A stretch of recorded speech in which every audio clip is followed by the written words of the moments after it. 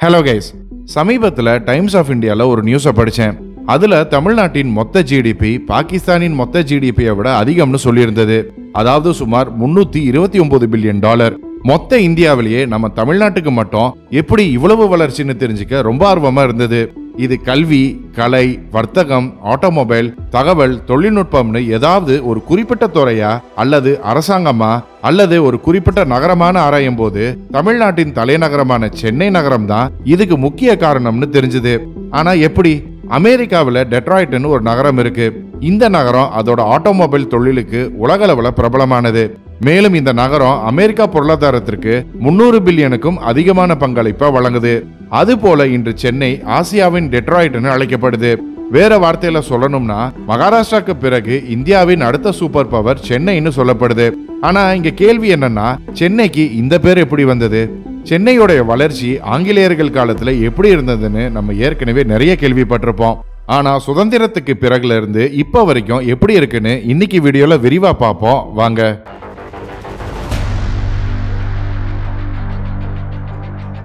இந்த வீடியோ சென்னையுடைய வளர்ச்சியை பத்தி பேச போகுது. ஸோ இதை மறக்காம உங்க ஃப்ரெண்ட்ஸ் அண்ட் ஃபேமிலிக்கு ஷேர் பண்ணுங்க. புது வியூவர்ஸ் நம்ம சேனல் என்ன சப்ஸ்கிரைப் பண்ணலைன்னா இமீடியட்டா சப்ஸ்கிரைப் பண்ணுங்க. பக்கத்திலே உள்ள பெல் ஐக்கனை பிரஸ் பண்ணுங்க. அப்பதான் நம்ம போடுற புது வீடியோஸ் உங்களுக்கு நோட்டிஃபை ஆகும். இந்தியா பிரிட்டிஷ் கட்டுப்பாட்டில் இருந்த போதும் சரி, 1947ஆம் ஆண்டு பிரிட்டிஷ் கிட்ட இருந்து இந்தியா சுதந்திரம் அடைந்த போதும் சரி, தொடர்ந்து சென்னை தமிழ்நாட்டின் தலைநகரமாக தான் இருந்து வந்தது. மாநிலத்தின் முக்கிய அரசு அலுவலகங்கள், சட்டமன்றம் மற்றும் நீதிமன்றங்கள் அனைத்தும் சென்னையிலேயே அமைந்திருந்தன. இதனால இயற்கையாகவே சென்னை ஒரு முக்கியத்துவம் வாய்ந்த நகரமாக விளங்கியது. இந்த சமயத்துல சென்னையோட மக்கள் தொகை 14 லட்சமாக இருந்தது. இதன் பிறகு சென்னை தொழில்துறையிலையும் மிகப்பெரிய வளர்ச்சி அடைய தொடங்கியது. அதாவது 1960 இருந்து 1970ஆம் ஆண்டு வரை அன்றைய மாநில அரசு தொழில் வளர்ச்சியை ஊக்குவிக்க பல்வேறு நடவடிக்கைகளை மேற்கொண்டது. இதன் விளைவாக சென்னை மற்றும் அதை சுற்றியுள்ள பகுதிகளில் அரசு மற்றும் தனியார் நிறுவனங்கள் அதிக அளவில் உருவாக தொடங்கியது. குறிப்பா சொல்லணும்னா TVS group, Ashok Leyland, SIPCOT, BHEL போன்ற நிறுவனங்கள் எல்லாம் இந்த சமயத்துல தான் உருவானது. ஆனா இந்த காலகட்டத்துல பெருசா எந்த வெளிநாட்டு நிறுவனங்களும் சென்னைக்குள்ள வரல. ஏன்னா இந்த சமயத்துல இந்தியா வேற எந்த நாட்டையும் சார்ந்து இருக்காத கொள்கையை பின்பற்றியது. இதனாலதான் இந்தியாக்குள்ளேயே எந்த ஒரு வெளிநாட்டு நிறுவனங்களும் வெளிநாட்டு முதலீடுகளும் பெரிய அளவுல வரல. ஆனா 1990ஆம் ஆண்டுக்கு பிறகு சென்னை உலகின் மிகவும் முக்கியமான ஆட்டோமொபைல் மையங்களில் ஒன்றாக மாறியது. அந்த சமயத்துல தமிழ்நாட்டின் முதலமைச்சராக இருந்த ஜெயலலிதா அம்மா சென்னையை ஒரு ஆட்டோமொபைல் இண்டஸ்ட்ரியின் மையமாக மாற்ற நிறைய முயற்சிகளை மேற்கொண்டாங்க. உலக அளவிலான ஆட்டோமொபைல் நிறுவனங்களை தமிழ்நாட்டிற்குள் வரவழைக்க அந்த நிறுவனங்களுக்கு தேவையான எல்லா வசதிகளையும் செய்து கொடுத்து நிறைய சலுகைகளையும் அளிப்பதாக பன்னாட்டு நிறுவனங்களுக்கு உறுதி அளிச்சாங்க. அதன்படி ஸ்ரீபெரும்புதூர் மற்றும் அதை சுற்றியுள்ள பகுதிகளில் ஆட்டோமொபைல் தொழிற்சாலைகள் அமைக்க மிகப்பெரிய அளவிலான நிலங்கள் கொடுக்கப்பட்டு அந்த நிறுவனங்களுக்கு வரி விதிப்பிலையும் நிறைய சலுகைகள் கொடுக்கப்பட்டது. அது மட்டும் இல்லாம தொழிற்சாலைகள் 24 மணி நேரமும் தடையின்றி இயங்க தடையில்லா மின்சாரமும் வழங்கப்படும்னு அன்றைய ஜெயலலிதா தலைமையிலான மாநில அரசு உறுதியளிச்சது. அரசின் இந்த ஆதரவாலும் சலுகையினாலும் ஃபோர்ட், ஹுண்டாய், BMW, நிசான் போன்ற உலகளாவிய மற்றும் உள்நாட்டு ஆட்டோமொபைல் நிறுவனங்கள் சென்னையில தங்களுடைய தொழிற்சாலைகளை நிறுவியது. இதனாலதான் சென்னைக்கு டெட்ராய்ட் ஆஃப் ஏசியாங்கிற பேர் வந்தது. இந்த நிறுவனங்களின் வருகை காரணமா spare parts, manufacturing, research and development, sales and service போன்ற லட்சக்கணக்கான வேலை வாய்ப்புகள் சென்னையில உருவானது. இதனால அந்த சமயத்துல சுமார் 6 லட்சம் பேருக்கு வேலையும் கிடைச்சது. இது சென்னையின் பொருளாதார வளர்ச்சிக்கு மிகப்பெரிய உதவியாக இருந்தது மட்டும் இல்லாம தமிழ்நாட்டின் வளர்ச்சிக்கும் பெரிய அளவுல உதவியது. குறிப்பா சென்னையில ஏற்பட்ட இந்த ஆட்டோமொபைல் துறையின் வளர்ச்சியின் காரணமாக தமிழ்நாட்டின் பொருளாதாரமும் 10% இருந்து 15% உயர்ந்தது. மேலும் சென்னையில வாகனங்கள் தயாரிக்கப்பட்டு உள்நாட்டு தேவைக்கு மட்டுமில்லாம உலக நாடுகளுக்கும் ஏற்றுமதி செய்யப்பட்டது. இந்தியாவில இருந்து ஏற்றுமதி செய்யப்படும் வாகனங்கள்ல 35% வாகனங்கள் சென்னையில தயாரிக்கப்பட்டதுதான். இதனாலதான் சென்னை வாகன உற்பத்தியில இந்தியாவிலேயே முதல் இடத்துல இருக்கு. 1990ஆம் ஆண்டுக்கு பிறகு ஆட்டோமொபைல் துறையில வளர்ச்சி அடைந்த சென்னை 2000ஆம் ஆண்டுக்கு பிறகு IT துறையிலையும் மிகப்பெரிய வளர்ச்சியை அடைய தொடங்கியது. இந்த சமயத்துல பல்வேறு பன்னாட்டு மற்றும் உள்நாட்டு IT நிறுவனங்கள் சென்னையில தங்களுடைய அலுவலகங்களை திறந்தது. இதனால சாஃப்ட்வேர் டெவலப்மெண்ட், BPO போன்ற IT மற்றும் ITES சேவைகளின் மையமாக சென்னை மாறியது. இதன் காரணமாக சென்னையில டைடல் பார்க், OMR, சிப்காட் போன்ற முக்கிய IT பகுதிகள் உருவாகியது. இது சம்பந்தமாக படித்த இளைஞர்களுக்கு அதிக வேலை வாய்ப்புகள் உருவாகி மக்களின் வாழ்வாதாரமும் சென்னையின் பொருளாதாரமும் பல மடங்கு வளர்ச்சி அடைய தொடங்கியது. இன்று ஐடினாலே பெங்களூருங்கிற நிலைமை மாறி இப்போ சென்னை இந்தியாவின் முக்கிய ஐடி மையமாக இருந்து வருது. அது மட்டும் இல்லாம சென்னைக்கு வேலை தேடி வெளி மாநிலங்களில் இருந்தும் வெளிநாடுகளில் இருந்தும் நிறைய பேர் வராங்க. கடந்த 5 ஆண்டுகள்ல மட்டும் சுமார் 1.2 லட்சம் வெளி மாநில தொழிலாளர்கள் சென்னையில தங்கி வேலை செய்றாங்க. இதுல பெரும்பாலான தொழிலாளர்கள் பீகார், உத்தரப்பிரதேசம், ஒடிசா போன்ற மாநிலங்களிலிருந்து வந்தவங்க. இது தவிர வெளிநாட்டவர்கள் 10%, தமிழ்நாட்டின் பிற மாவட்டங்களில் இருந்து வந்தவர்கள் 12% மக்களும் சென்னையில வேலை செஞ்சுக்கிட்டு இருக்காங்க. இது மட்டும் இல்லாம சென்னை இந்தியாவிலேயே சிறந்த கல்வி மற்றும் சுகாதார மையமாகவும் திகழ்ந்து வருது. இந்தியாவின் பல்வேறு மாநிலங்களில் இருந்தும் அண்டை நாடுகளில் இருந்தும் மருத்துவ சிகிச்சை பெறுவதற்காகவும் உயர் கல்விக்காகவும் சென்னைக்கு வராங்க. குறிப்பா சொல்லணும்னா வெளிநாடுகளில் இருந்து சென்னைக்கு மருத்துவ சிகிச்சை பெற வரவங்க 40% பேர் சென்னைக்கு தான் வராங்க. இப்படி கல்விக்காகவும் மருத்துவத்திற்காகவும் இத்தனை பேர் சென்னையை நோக்கி வருவதற்கு மிக முக்கிய காரணம் இந்தியாவின் மற்ற பெரும் நகரங்களான நியூ டெல்லி, மும்பை, கொல்கத்தா, பெங்களூர், ஹைதராபாத்னு ஒப்பிடும்போது இங்க கல்விக்காகவும் மருத்துவத்திற்காகவும் ஆகக்கூடிய செலவு என்பது குறைவு. இதை தவிர சென்னையின் வளர்ச்சிக்கு மிக முக்கியமான காரணமாக பார்க்கப்படுவது அதன் உள்கட்டமைப்பு.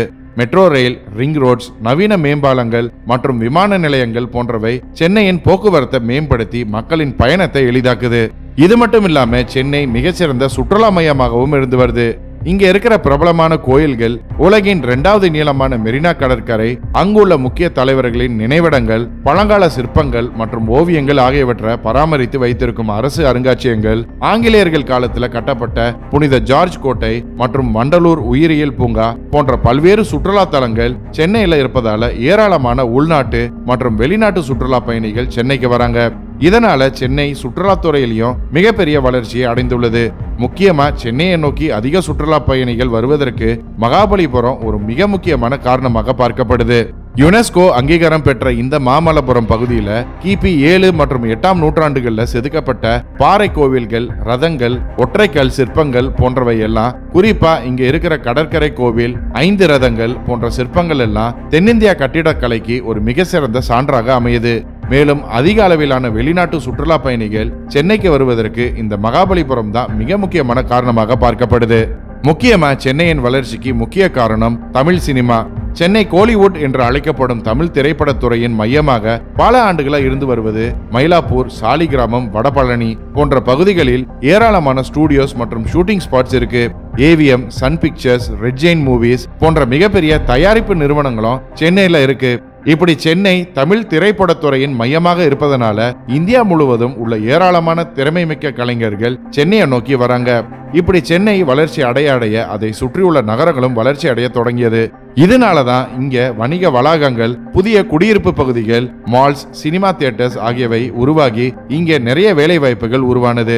சமீப காலமா சென்னையை இன்னும் சிறப்பான நகரமாக மாற்றுவதற்காக மு.க. ஸ்டாலின் தலைமையிலான திமுக அரசு மிக தீவிரமாக செயல்பட்டுக்கிட்டு வருது.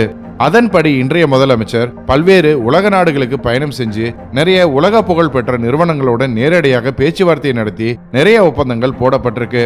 இவற்றின் மொத்த மதிப்பு 42,000 கோடிக்கும் அதிகம். இதனால வெளிநாட்டு நிறுவனங்கள் எல்லாம் சென்னையில வந்து முதலீடு செய்ய ஆரம்பிச்சாங்க.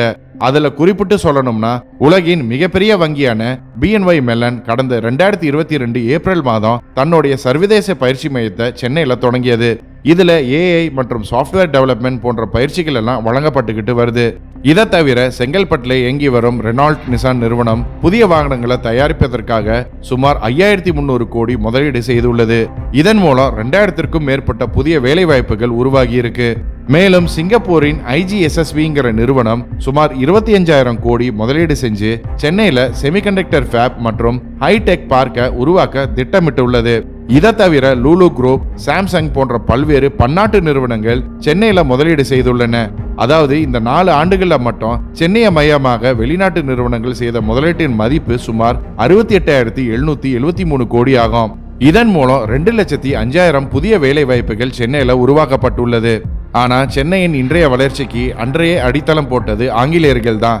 ஏன்னா அவங்க தான் ஒரு சாதாரண மீன்பிடி கிராமமாக இருந்த சென்னையை விலைக்கு வாங்கி அதை ஒரு வர்த்தகமயமாக மாற்றி ரயில்வே மற்றும் சாலை போக்குவரத்து, கல்வி நிலையங்கள், மருத்துவமனைகள், துறைமுக வசதி போன்றவை எல்லாம் செய்து கொடுத்து சென்னை இன்று இந்தியாவிலேயே ஒரு தலை சிறந்த நகரமாக மாறியதற்கு அடித்தளம் போட்டதே அவங்க தான். இப்போது சென்னை இந்தியாவின் பொருளாதார வளர்ச்சிக்கு மிகவும் அவசியமான நகரமாக இருந்து வருது.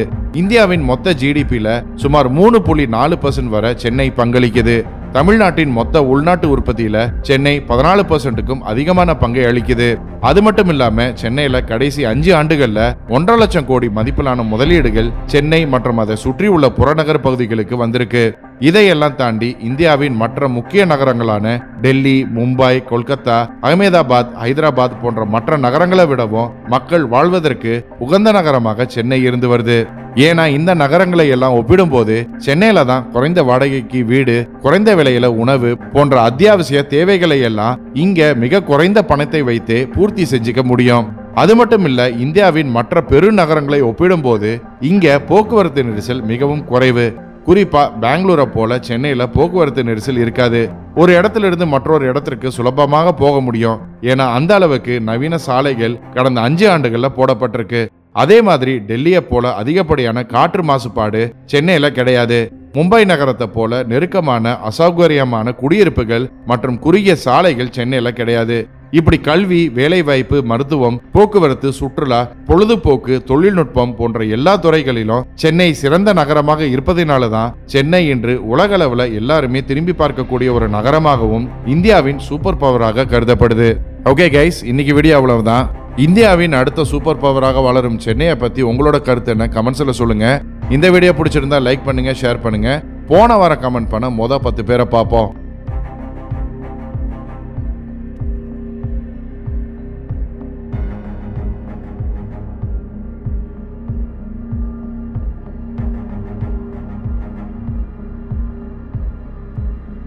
இன்னும் ஒரு இன்ட்ரெஸ்டிங்கான வீடியோவில் சந்திப்போம். மறக்காம நம்ம சேனலை சப்ஸ்கிரைப் பண்ணி உங்க ஆதரவு கொடுங்க.